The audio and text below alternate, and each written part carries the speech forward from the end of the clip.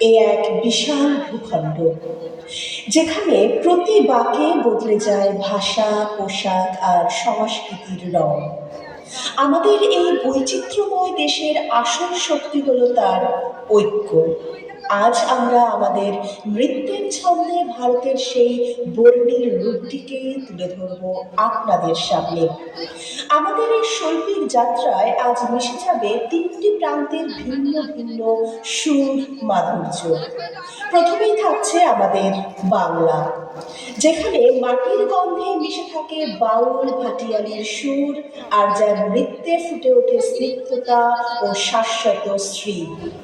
এরপর আমরা পাড়ি দেব উত্তর ভারতের বীরত্বের ভূমি পাঞ্জাবে, যেখানকার ঢোলের আওয়াজ আর ভাংড়ার উত্তাম গতি আমাদের রক্তের নাচন ধরায়, শিখিয়ে দেয় প্রাণ খুলে বাঁচতে।